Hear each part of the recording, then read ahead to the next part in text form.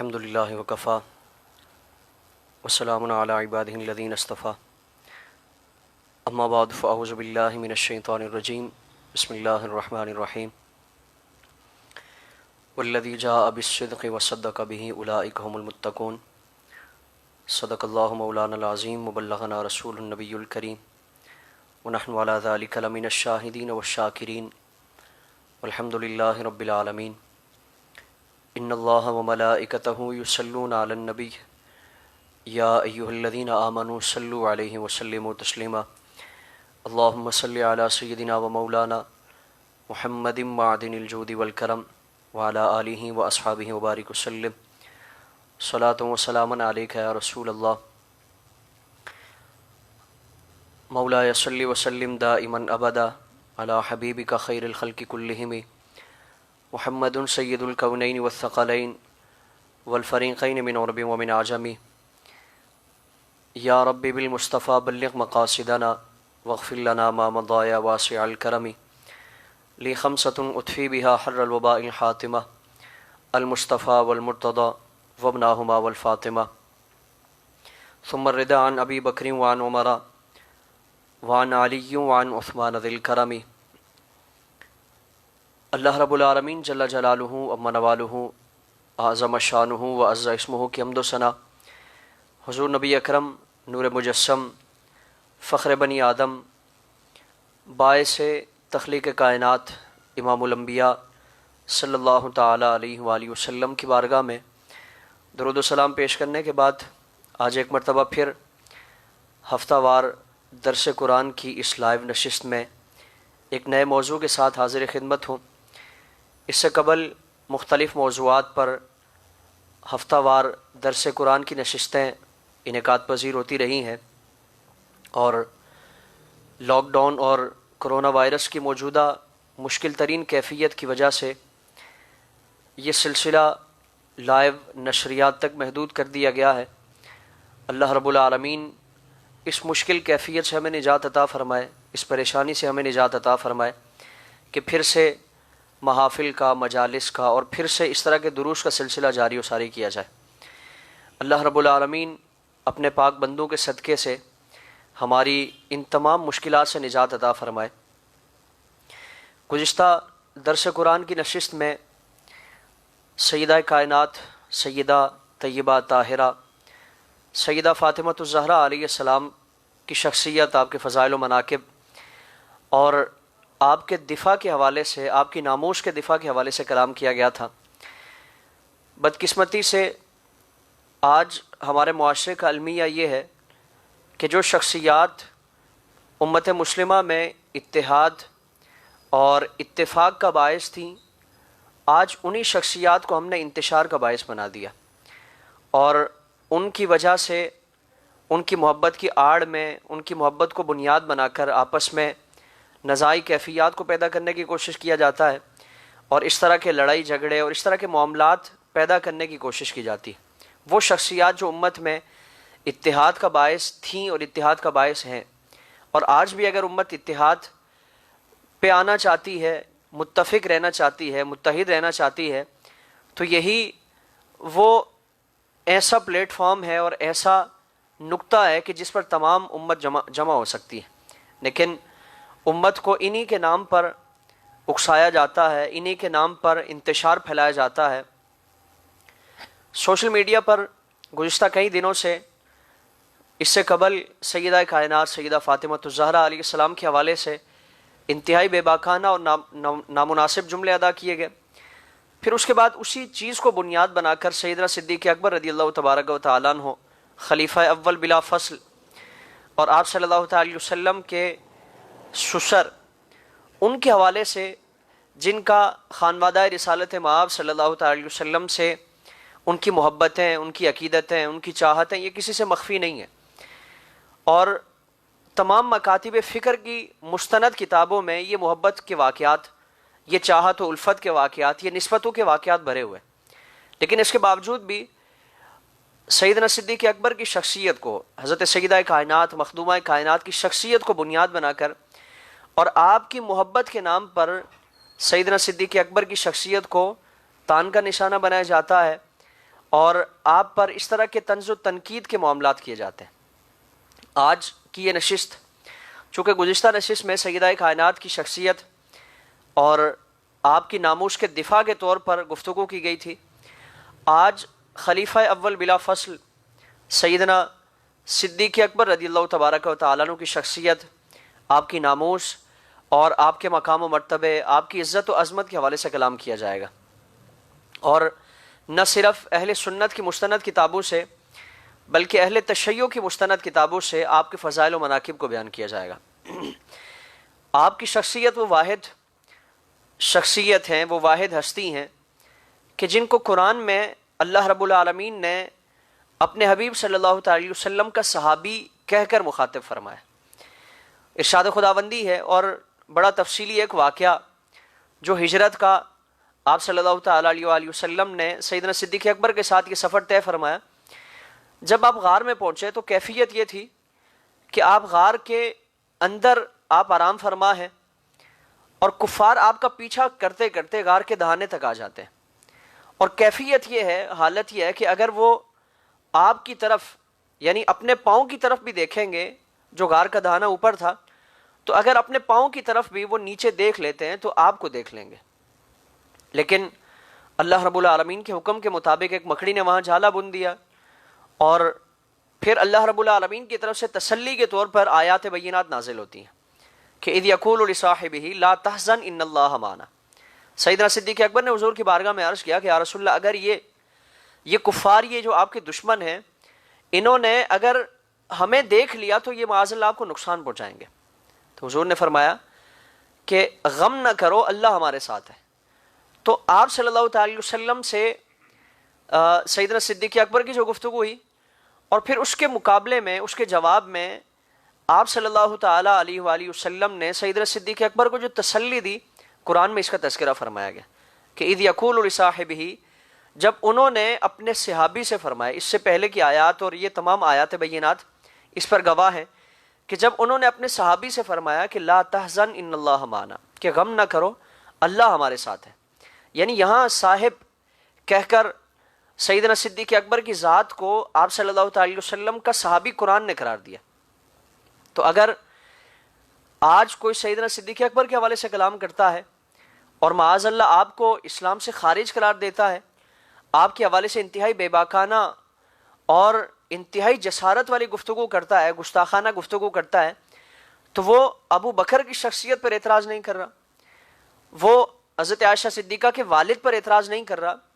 بلکہ اس ہستی پر اعتراض کر رہا ہے کہ جس کو قرآن نے اللہ کے رسول صلی اللہ تعالی وسلم کا صحابی قرار دیا،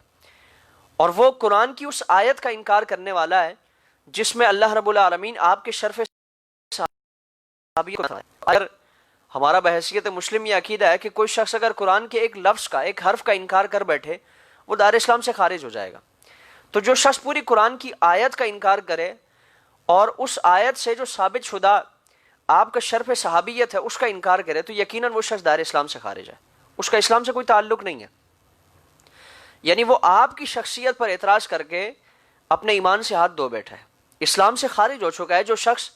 سیدنا صدیق اکبر کے حوالے سے اس طرح کی بے باکانہ گفتگو کرے اور آپ کو صحابی نہ مانے، آپ کو معاذ اللہ مسلمان نہ مانے، اور پھر اس آیت کریمہ کی جو تفسیر اور اس سے مراد اذ یقولو سے مراد آپ صلی اللہ تعالی وسلم کی ذات والا صفات، اور صاحب ہی سے مراد سیدنا صدیق اکبر۔ اب یہ صرف اہل سنت کی مستند تفاسیر میں موجود نہیں، صرف آپ سے عقیدت رکھنے والے جو آپ صلی اللہ تعالی وسلم کے طریقے پر گامزن اہل سنت و جماعت کی مستند تفاسیر میں ہی نہیں، بلکہ اہل تشیع کی مستند تفاسیر میں مجموع البیان ہے یا دیگر ان کی تفاسیر ہیں، اس میں باقاعدہ سے اس آیت کے ضمن میں صاحب سے مراد سیدنا صدیق اکبر کی ذات کو مراد لیا گیا۔ یعنی باقاعدہ اہل تشیع کی کتابوں میں بھی یہ موجود ہے کہ اذ یقول لصاحبہ میں صاحب سے مراد کون ہے؟ وہ سیدنا صدیق اکبر کی ذات۔ تو جن کو قرآن اللہ کے رسول کا صحابی قرار دے رہا ہے، ان کو اگر کوئی شخص صحابی نہ مانے تو وہ شاید دار اسلام سے خارج ہے، اس کا اسلام سے کوئی تعلق نہیں ہے، اور وہ شخص اپنے ایمان سے اس مقدس ہستی کی توہین کر کے اسلام سے خارج ہو چکا ہے، اپنے ایمان سے ہاتھ دھو بیٹھا ہے۔ تو ہم کسی بھی شخصیت کے حوالے سے کلام کریں، ہمارے سامنے قرآن ہونا چاہیے، ہمارے سامنے احادیث رسول صلی اللہ تعالی وسلم ہونی چاہیے، اور پھر اس شخصیت کا مقام، اس شخصیت کا مرتبہ اور اس شخصیت کی اللہ اس کے رسول کی بارگاہ میں کیا قدر و منزلت ہے، یہ ہمارے سامنے ہونی چاہیے، تاکہ ہمیں پتہ ہو،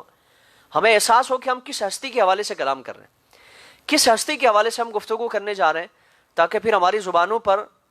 قرآن و سنت کی ان تعلیمات کے پہرے ہونے چاہیے، اور قرآن و سنت کی وہ تاکیدات ہونی چاہیے جو ان شخصیات کے حوالے سے، وہ تعلیمات ہونی چاہیے جو ان شخصیات کے حوالے سے فرمائی گئیں، تاکہ ہم غفلت کی وجہ سے، لا علمی کی وجہ سے کوئی ایسا ہم سے عمل سرزد نہ ہو جائے کہ جس سے ہمارا ایمان ہم اپنے ایمان سے ہاتھ دھو بیٹھیں، ہم اپنے ایمان سے محروم ہو جائیں، کوئی ایسا جملہ ہم سے سرزد نہ ہو جائے۔ ان پاک بارگاہوں کے متعلق جب بھی کلام کیا جائے، اچھائی کے ساتھ کلام کیا جائے، ستھرے الفاظ استعمال کیے جائیں، مناسب الفاظ استعمال کیے جائیں، ان بارگاہوں کا ادب ہی دنیا اور آخرت کی سرخروئی کا باعث ہے، اور اگر ان بارگاہوں کے ادب سے متعلق ہم سے کوئی کمی اور کوئی کوتاہی سرزد ہو گئی، اور اس طرح کا کوئی معاملہ ہم سے سرزد ہو گیا، چاہے وہ خانوادہ رسالت مآب صلی اللہ تعالی وسلم سے متعلق گفتگو ہو یا آپ صلی اللہ تعالی وسلم کے صحابہ کرام سے متعلق گفتگو، اگر ان ہستیوں میں سے کسی کے حوالے سے بھی کوئی ہم نے نامناسب رویہ، نامناسب الفاظ کا چناؤ کیا، نامناسب ہم نے انداز اپنایا اور ایسے الفاظ کا استعمال کیا جو ان کے شایع نشان نہیں ہیں، جو سوء ادبی میں شمار ہوتے ہیں، بے ادبی میں شمار ہوتے ہیں، تو بجائے اس کے کہ ہمیں کچھ حاصل ہو، ہم اپنے ایمان سے ہاتھ دھو بیٹھیں گے، ہم اپنے اعمال سے ہاتھ دھو بیٹھیں گے، کیونکہ اللہ رب العالمین کا فرمان ہے، حدیث قدسی ہے کہ من عاد لی ولیا فقد آذنتہ بالحرب، کہ جس شخص نے میرے ولی سے بغض رکھا، عداوت رکھی، تو میں اس سے اعلان جنگ کرتا ہوں، اور یہ اللہ کے ولی ہیں، اللہ رب العالمین کے برگزیدہ بندے ہیں۔ تو سیدنا صدیق اکبر آپ وہ واحد صحابی ہیں کہ جن کا شرف صحابیت، جن کا صحابی ہونا قرآن نے بیان فرمایا۔ پھر اس کے علاوہ 24واں سپارہ آغاز میں اللہ رب العالمین نے ایک اور آیت آپ کی فضیلت میں بیان فرمائی کہ والذی جاء بالصدق وصدق بہ، کہ وہ ہستی جو سچ لے کر آئیں اور جنہوں نے اس سچ کی تصدیق کی، اولئک هم المتقون، کہ یہی لوگ متقی ہیں، یہی لوگ پرہیزگار ہیں۔ اب آپ مجموع البیان شیعی تفسیر کو اٹھا لیں یا اہل سنت کی جتنی تفاسیر ہیں اس میں اس آیت کے ضمن میں آپ پڑھ لیں اور اس کو مطالعہ کیا جائے، اس کا شان نزول اور اس کا جو مخاطب ہے وہ ان کو ڈھونڈا جائے کہ جاء بالصدق سے کون مراد ہے، صدق بہ سے کون مراد ہے، تو نہ صرف اہل سنت کی تفاسیر بلکہ اہل تشیع کی تفاسیر میں بھی صدق بہ سے مراد سیدنا صدیق اکبر کی ذات مراد لی گئی۔ مجموع البیان میں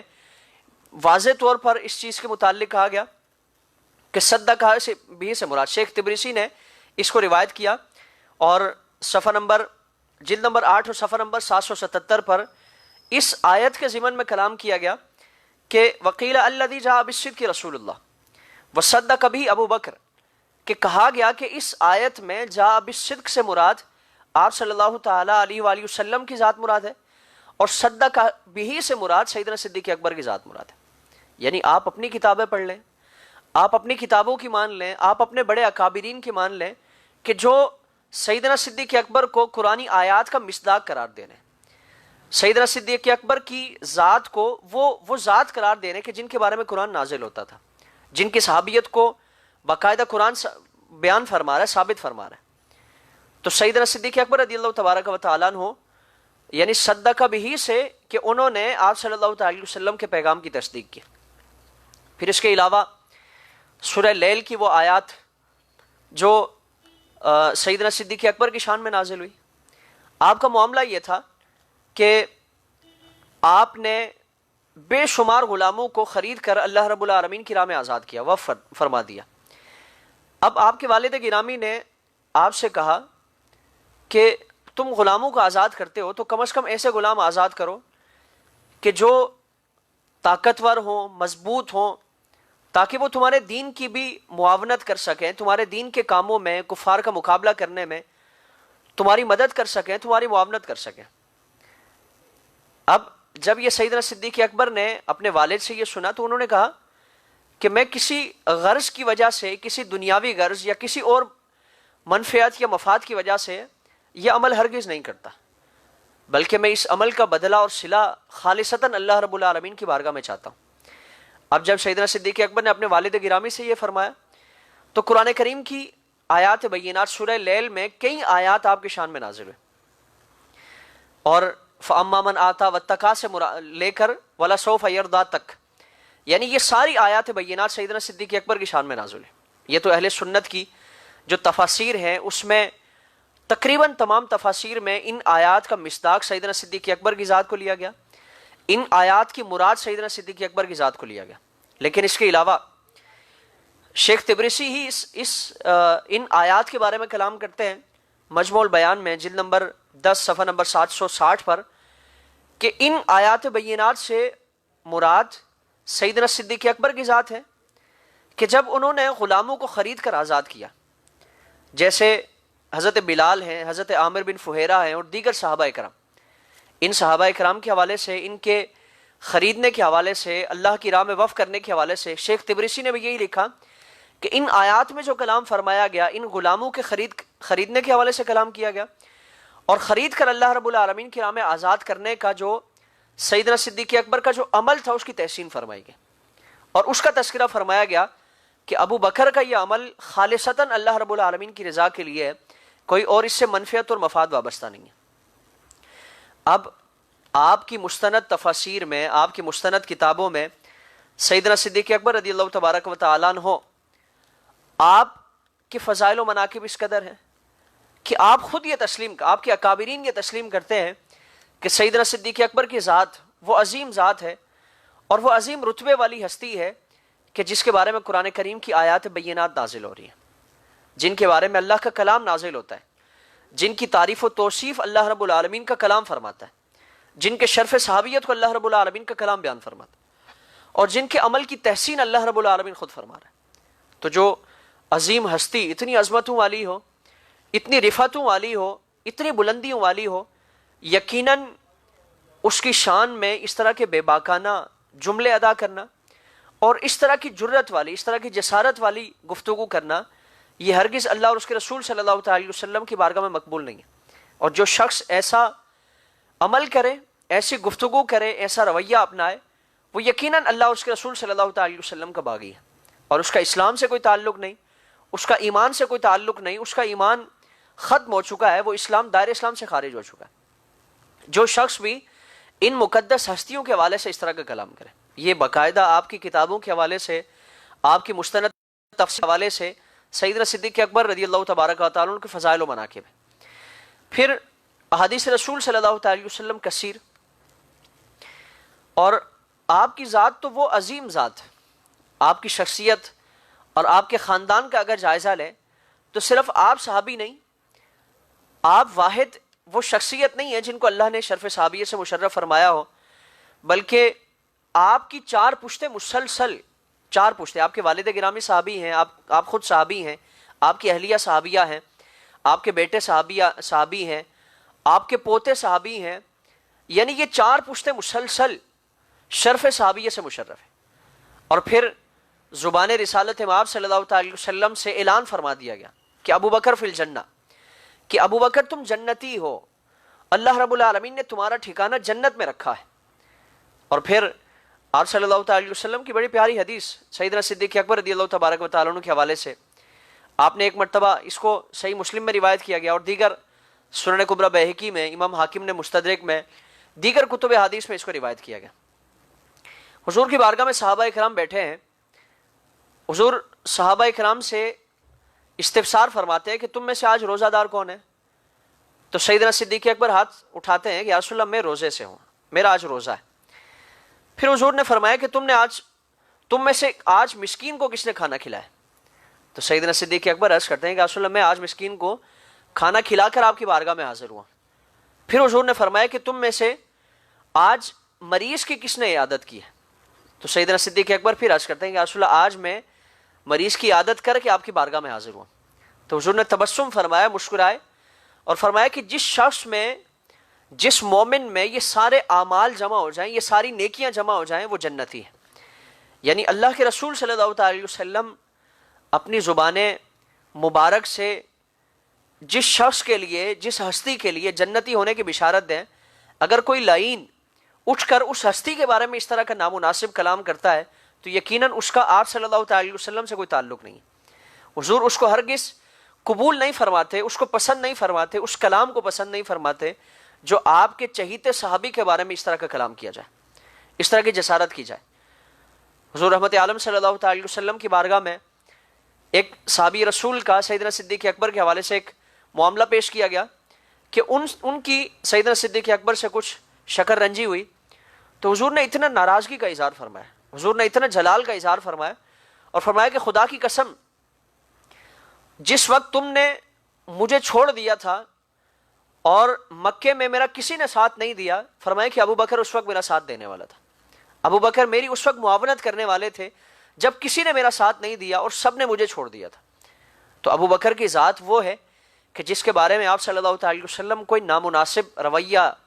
یا نامناسب جملہ حضور پسند نہیں فرماتے، حضور اس کو گوارا نہیں فرماتے کہ ابو بکر کے بارے میں، خلیفہ اول بلا فصل کے بارے میں جو حضور رحمت عالم صلی اللہ علیہ وسلم کی زبان سے جنتی قرار دیے گئے ہیں، اس ہستی کے بارے میں اگر کوئی جملہ اس طرح کی بے باکی والا نامناسب جملہ استعمال کیا جائے تو اللہ کے رسول صلی اللہ علیہ وسلم اس کو ہرگز پسند نہیں فرماتے۔ اور پھر جس ابو بکر کے بارے میں، جس عظیم ہستی کے بارے میں، جس صحابی رسول کے بارے میں اس طرح کا رویہ اپنایا جا رہا ہے، آج معاشرے میں انارکی پھیلائی جا رہی ہے، آج معاشرے میں انتشار پھیلانے کی کوشش کی جا رہی ہے اور اس کو ایک فسادات کی شکل دینے کی کوشش کی جا رہی ہے۔ آپ کی ذات میں اس طرح کی چیزیں منسوب کرنے کی کوشش کی جا رہی ہے۔ وہ عظیم ذات کون ہے اور خانوادہ رسالت مآب صلی اللہ علیہ وسلم سے ان کی قربتیں کتنی ہیں، ان کی چاہتیں کتنی ہیں، ان کی محبتیں کتنی ہیں، ہم اس کا اندازہ نہیں کر سکتے۔ سیدنا صدیق اکبر رضی اللہ تعالیٰ عنہ، آپ کے خانوادہ رسول سے تعلقات ہوں، آپ کے گھر والوں کے تعلقات ہوں، آپ کی اہلیہ کے تعلقات ہوں، سیدہ کائنات کی بارگاہ میں خدمت کا معاملہ ہو، یہ بے مثال ہے۔ اور ان قربانیوں کو، ان خدمات کو ہم شمار کرنا چاہیں، اس کیفیت کو ہم بیان کرنا چاہیں تو کما حق کو اس کو بیان نہیں کر سکتے۔ سیدہ کائنات جب بھی علیل ہوتی ہیں، چاہے امام حسن مصطفیٰ پاک کی ولادت کا معاملہ ہو، امام حسین پاک کی ولادت کا معاملہ ہو، حضرت اسماء بنت امیس آپ کی بارگاہ میں حاضر رہتی ہیں اور آپ کی خدمت پر مامور رہتی ہیں۔ اسی طرح جب علالت کے ایام ہیں، وفات سے پہلے کے ایام ہیں، ان ایام میں بھی حضرت اسماء بنت امیس آپ کی خدمت کرتی ہیں، آپ کی خدمت پر مامور ہیں اور ہر لمحہ ہر لحظہ آپ کی خدمت پر رہتی ہیں کہ کسی چیز کی آپ کو ضرورت ہو اور کوئی چیز کو خدمت کے لیے آپ کو ضرورت ہو تو میں آپ کی بارگاہ میں حاضر ہوں۔ یعنی یہ خانوادہ، صدیقی خانوادہ ایسا ہے کہ آپ صلی اللہ علیہ وسلم کے گھرانے کے ساتھ خدمت کا معاملہ کرنے میں، ان کی خدمت کرنے میں اپنے لیے ایک عزت و شرف کا معاملہ اپنے لیے سمجھتے ہیں۔ اس ہستی کے بارے میں، اس مقدس شخصیت کے بارے میں اگر اس طرح کا کلام کیا جائے تو یقیناً یہ خانوادہ رسول صلی اللہ علیہ وسلم کی دل آزاری کا باعث ہے، یہ حضرت مولا کائنات کی دل آزاری کا باعث ہے، کہ سیدہ کائنات کی دل آزاری کا باعث ہے کہ جس خانوادے نے سیدہ کائنات کی اتنی خدمت کی، سیدہ کائنات کے گھر کے ساتھ اتنی محبتیں رکھی، اتنی عقیدتیں رکھی، اس گھرانے سے متعلق اگر اس طرح کا رویہ اپنایا جائے تو یقیناً سیدہ کائنات کی بارگاہ میں وہ مقبول نہیں ہے۔ اور جو لوگ ایسا رویہ اپنا کر پھر حضرت مولا کائنات سے اپنی نسبتیں جوڑتے ہیں، سیدہ کائنات سے اپنی نسبتیں جوڑتے ہیں، تو وہ نسبتیں کھوکھلی ہیں، ان نسبتوں کا کوئی اصل نہیں ہے۔ کیونکہ اس زمانے میں ہم دیکھیں تو ان دونوں خانوادوں میں، ان دونوں گھرانوں میں، سیدنا صدیق اکبر کا گھرانہ ہو یا حضرت مولا کائنات کا گھرانہ ہو، آپ کا خانوادہ ہو، انتہا درجے کی محبتیں ہمیں نظر آتی ہیں۔ ایک مرتبہ حضرت امام حسن مصطفیٰ پاک آپ بچوں کے ساتھ کھیل رہے ہیں، سیدنا صدیق اکبر اور حضرت مولا کائنات تشریف لاتے ہیں، اور سیدنا صدیق اکبر نے جب امام حسن مصطفیٰ پاک کو دیکھا تو آپ کے دل میں خواہش ہوئی کہ کیوں نہ آج میں آگے بڑھ کر آپ صلی اللہ علیہ وسلم کی اس سنت کو تازہ کروں، سنت کی ادائیگی کروں۔ چنانچہ سنت کی ادائیگی کے جذبے سے اور خانوادہ رسول صلی اللہ علیہ وسلم کے شہزادے سے اپنی محبت کا اظہار کرنے کے لیے حضرت امام حسن مصطفیٰ پاک کو اٹھا کر اپنے کاندھوں پر سوار کر لیتے، خلیفہ اول بلا فصل سیدنا صدیق اکبر، جن کے بارے میں آج اس طرح کی غلط فہمیاں پیدا کرنے کی کوشش کی جاتی ہے، آج اس طرح کا رویہ اور معاشرے میں اس طرح کی غلط فہمیاں اور اس طرح کے معاملات پیدا کرنے کی کوشش کی جاتی کہ وہ صدیق اکبر معاذ اللہ وہ غاصب تھے، وہ قابض تھے، اور انہوں نے حضور کے خانوادے کا حق غصب کیا یا ان کے ساتھ ایسے معاملات کیے، ایسا برتاؤ کیا۔ ہرگز ایسا نہیں۔ اس زمانے میں ان کی حیات طیبہ میں اس گھرانے کا آپ صلی اللہ علیہ وسلم کے خانوادے کے ساتھ عزت و تکریم والا معاملہ ہے، انتہائی محبت و عقیدت والا معاملہ ہے، اور اس کے سوا کچھ نہیں ہے۔ یعنی انتہا درجے کی آپس کی محبتیں ہیں، آپس کی چاہتیں ہیں اور آپس کی قربتیں ہیں، اس کے علاوہ ہمیں کچھ نظر نہیں آتا۔ سیدنا صدیق اکبر نے آگے بڑھ کر امام حسن مجتبیٰ پاک کو اپنے کاندھوں پر اٹھا لیا، حضور کی سنت کو تازہ کیا کہ وہ راکب دوش مصطفیٰ صلی اللہ تعالی علیہ وسلم ہے، حضور کے کاندھوں پر سواری کیا کرتے تھے۔ چنانچہ جب اپنے کاندھے پر سوار کر لیا تو حضرت مولا کائنات سے کہنے لگے کہ علی، خدا کی عزت کی قسم، تمہارا بیٹا حسن مجتبیٰ یہ ہرگز تمہارا ہم شکل نہیں ہے، تمہارا مشابہ نہیں ہے، بلکہ یہ میرے آقا امام الانبیاء صلی اللہ تعالی وسلم سے مشابہت رکھتے ہیں،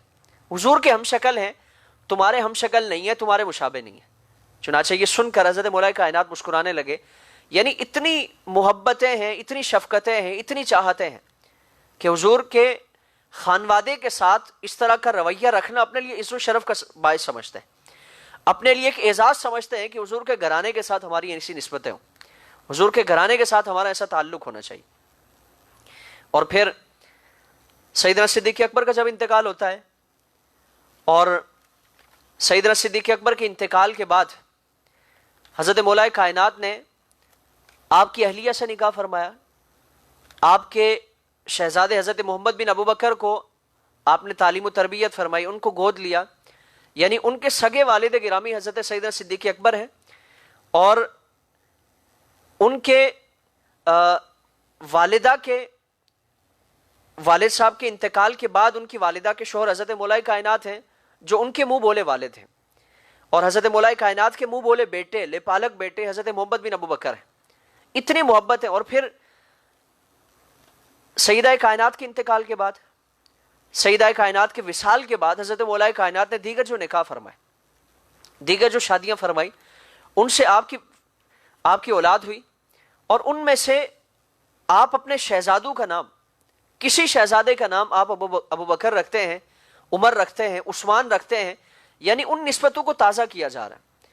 ان نسبتوں کو دوبارہ زندہ کیا جا رہا ہے، ان نسبتوں میں مزید پختگی لانے کی کوشش کی جا رہی ہے، اور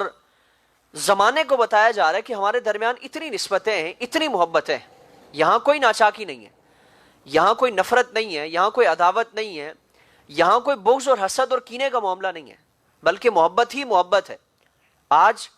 جو اعتراض کرنے والے ہیں، جو معترضین ہیں، وہ ہمت کریں اور سیدنا حضرت مولا مرتضیٰ مشکل کشا کی اس سنت پر عمل کریں۔ اگر وہ واقعی حقیقی محبت رکھنے والے ہیں، حضرت مولا مرتضیٰ کی حقیقی وہ پیروی کرنے والے ہیں، پیروکار ہیں، ان کے محبین ہیں، تو پھر حضرت مولا کائنات کی اس سنت کو بھی تازہ کیا جائے، اس سنت کو بھی زندہ کیا جائے جو انہوں نے ان نسبتوں کو تازہ کرنے کے لیے، ان نسبتوں کو پختہ کرنے کے لیے، ان محبتوں کو پختہ کرنے کے لیے اپنے دوستوں کے نام پر اپنے بچوں کے نام رکھے۔ اپنے دوست کے نام پر اپنے بچے کا نام ابو بکر رکھ رہے ہیں،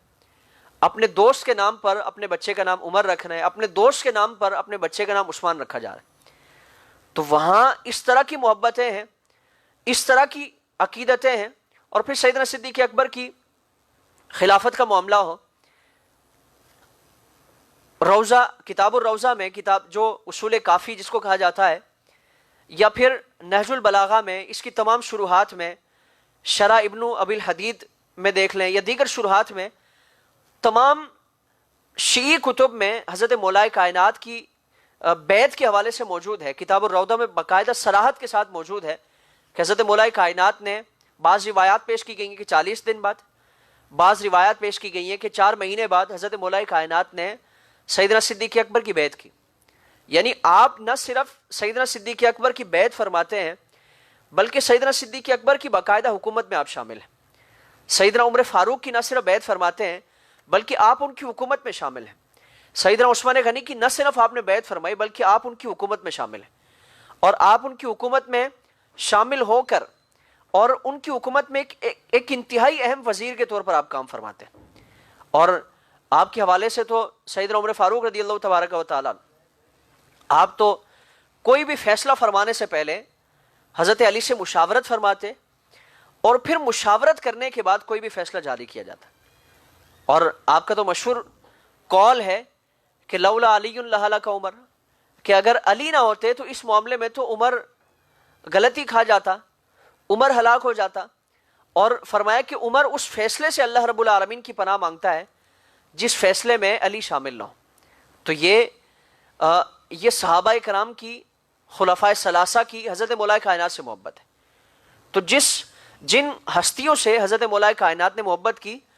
ہماری حضرت مولا کائنات سے نسبت کا تقاضا یہ ہے کہ ہم ان سے نسبت رکھیں، ان سے محبت کریں۔ اگر ہماری ان سے نسبتیں وابستہ نہیں ہیں تو صرف حضرت مولا کائنات سے محبت کا دعویٰ کرنا یہ قابل قبول نہیں ہوگا۔ حضرت مولا کائنات کا سچا جانثار وہ ہے، حضرت مولا کائنات کا سچا محبت رکھنے والا وہ ہے جو سیدنا صدیق اکبر سے محبت رکھنے والا ہوگا، سیدنا عمر فاروق سے محبت رکھنے والا ہوگا، سیدنا عثمان غنی سے محبت رکھنے والا ہوگا۔ اگر ان ہستیوں پر اور حضرت مولا کائنات کی ان سے محبت کا اندازہ کیا ہے اور ایک مظہر کیا ہے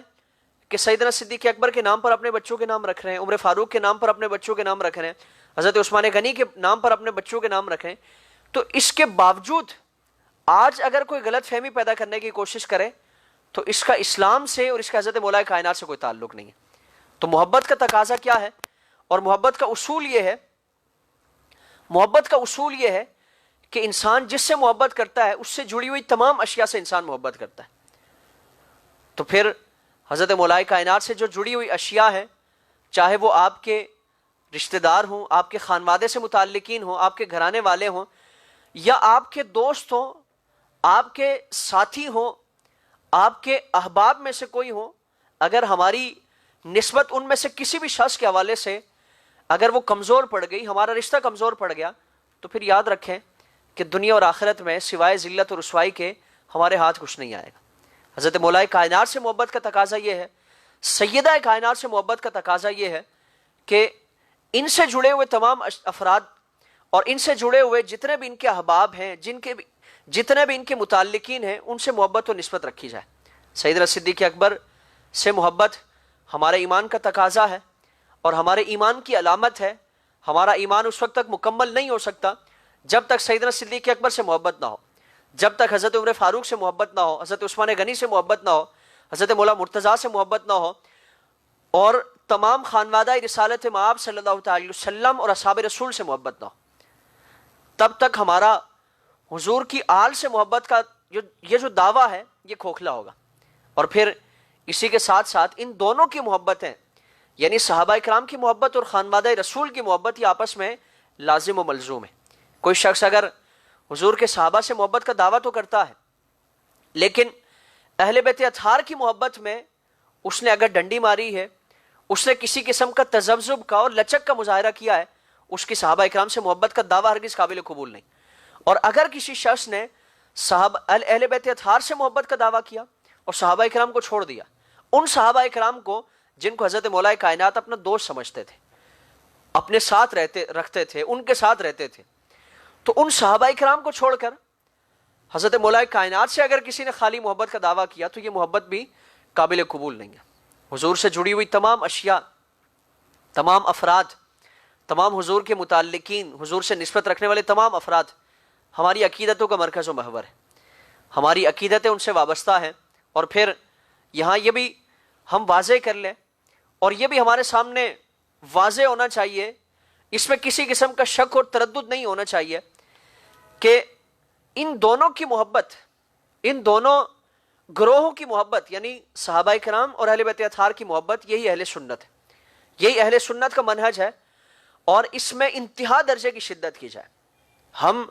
صحابہ کرام کی محبت میں بھی شدید ہیں، شدت پسند ہے، اور اہل بیت اطہار کی محبت میں بھی شدت پسند ہے۔ جب تک یہ شدت پسندی نہیں آئے گی اس وقت تک ایمان کامل نہیں ہو سکتا، کیونکہ آپ صلی اللہ تعالی وسلم نے ان کی محبت میں انتہا درجے کی سختی فرمائی، جلال فرمایا کہ اگر کوئی شخص ان کی محبت میں کسی قسم کی کمزوری کا مظاہرہ کرتا ہے تو اس کا اسلام سے کوئی تعلق نہیں، اس کا آپ صلی اللہ تعالی وسلم سے کوئی تعلق نہیں، اس کا آپ صلی اللہ تعالی وسلم کی تعلیمات سے کوئی تعلق نہیں۔ اللہ رب العالمین عمل کی توفیق عطا فرمائے اور حضور سے جڑے ہوئے تمام افراد سے اپنی نسبتیں، اپنی وابستگیاں مضبوط کرنے کی، اپنی محبتیں ان سے قائم رکھنے کی توفیق عطا فرمائے۔ اور اس زمانے میں جتنے بھی فتنے ہیں، چاہے وہ سیدہ کائنات کی بارگاہ میں بے باکانہ الفاظ استعمال کرنے کا فتنہ ہو، یا سیدنا صدیق اکبر کی بارگاہ میں کسی لانتی کی طرف سے کمزور زبان، بے باکانہ الفاظ یا نامناسب الفاظ، گستاخانہ الفاظ استعمال کیے جانے کا معاملہ ہو، اس سے ہمارا کوئی تعلق نہیں، اور جو شخص ایسا کرے اس سے بھی ہمارا کوئی تعلق نہیں۔ اللہ رب العالمین ہمیں اپنے عقیدوں کی اصلاح کرنے کی توفیق عطا فرمائے، اور عقیدتوں والے عقیدے اللہ رب العالمین اپنانے کی توفیق عطا فرمائے، اپنے عقائد کی قرآن و سنت کے مطابق اللہ رب العالمین اصلاح کرنے کی توفیق عطا فرمائے۔ اللہ رب العالمین عمل کی توفیق عطا فرمائے۔ وما علینا الا البلاغ المبین۔